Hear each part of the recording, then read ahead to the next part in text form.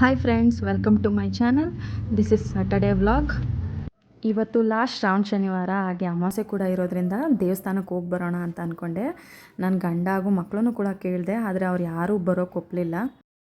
ಸರಿ, ಇನ್ನೇನು ಮಾಡೋಕ್ಕಾಗುತ್ತೆ ಅಂತ ಇಲ್ಲಿಂದ ಶ್ರೀರಂಗಪಟ್ಟಣದವರೆಗೆ ಒಬ್ಬಳೇ ಹೋದರೆ ಅಲ್ಲಿ ಎಲ್ಲರೂ ಸಿಗ್ತಾರೆ ಅಂತ ಅವ್ರ ಜೊತೆ ಹೋದ್ರಾಯ್ತು ಅಂತ ಡಿಸೈಡ್ ಮಾಡಿ ಕೊನೆಗೂ ಹೊರಟೆ. ಹೋಗೋ ದಾರಿಲಿ ಸಿಗೋ ದೇವಸ್ಥಾನಗಳಲ್ಲೆಲ್ಲ ತುಂಬಾ ರಶ್ ಇತ್ತು. ಕಡೆ ಶ್ರಾವಣ ಶನಿವಾರ ಆಗಿರೋದ್ರಿಂದ ಎಲ್ಲ ದೇವಸ್ಥಾನವೂ ಫುಲ್ ರಶ್ ಅನಿಸುತ್ತೆ ಇವತ್ತು. ಸರಿ, ಎಷ್ಟು ಬೇಗ ಆಗುತ್ತೋ ಅಷ್ಟು ಹೋಗೋಣ ಅಂತ ಸರಿ ಅಂದ್ಬಿಟ್ಟು ಶ್ರೀರಂಗಪಟ್ಟಣದಲ್ಲಿ ಇಳ್ಕೊಂಡೆ. ಅಮ್ಮ ಆಂಟಿ ಆಗಲೇ ಬಂದಿದ್ದರು, ವೆಯ್ಟ್ ಮಾಡ್ತಾ ಕೂತಿದ್ರು. ನನ್ನ ತಂಗಿ ಮಗನೂ ಆಲ್ರೆಡಿ ಬಂದಿದ್ದ. ಅವ್ನು ನೋಡಿ ತುಂಬ ಖುಷಿ ಆಯಿತು.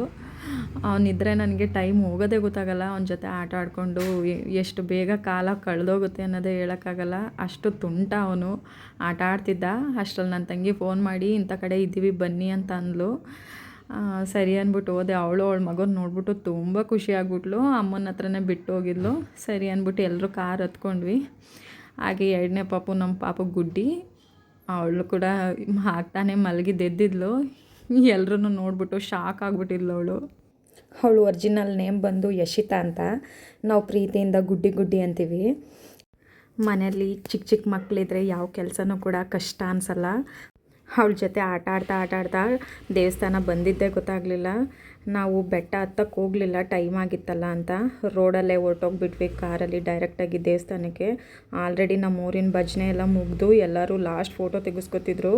ಬೇರೆ ಊರಿನ ಭಜನೆ ನೋಡಿಕೊಂಡು ದೇವ್ರ ದರ್ಶನ ಮಾಡಿಕೊಂಡು ಚೆನ್ನಾಗಿ ದೇವ್ರ ದರ್ಶನ ಆಯಿತು. ಹೊರಗಡೆ ಬಂದು ಪಾಪು ಕೈಲಿ ಬಿಸ್ಕೆಟು, ಚಾಕ್ಲೇಟು, ಹಾಲು ಎಲ್ಲ ಕೊಟ್ವಿ. ಎಲ್ರಿಗೂ ಶೇರ್ ಮಾಡಿದ್ವಿ. ಹಾಗೆ ನನ್ನ ತಮ್ಮ ಹೆಂಡ್ತಿನೂ ಬಂದಿದ್ದರು. ಅವ್ರ ಜೊತೆನೂ ಟೈಮ್ ಸ್ಪೆಂಡ್ ಮಾಡಿಕೊಂಡು ಅಲ್ಲೇ ಸಾಧುಗಳು ಎಲ್ಲ ಮಕ್ಳಿಗೂ ಗೋವಿಂದನ ಹಾಕ್ತಿದ್ರು ಬರೋ ಭಕ್ತರಿಗೆಲ್ಲ.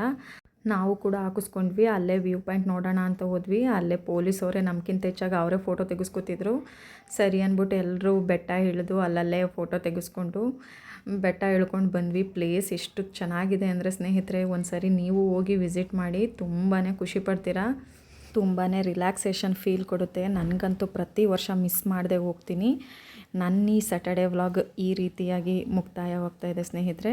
ಯಾರೆಲ್ಲ ನನ್ನ ಚಾನಲ್ಗೆ ಸಬ್ಸ್ಕ್ರೈಬ್ ಮಾಡಿಲ್ಲ, ದಯವಿಟ್ಟು ಸಬ್ಸ್ಕ್ರೈಬ್ ಮಾಡಿ, ಸಪೋರ್ಟ್ ಮಾಡಿ, ಲೈಕ್ ಮಾಡಿ, ಶೇರ್ ಮಾಡಿ ಸ್ನೇಹಿತರೆ. Thank you for watching.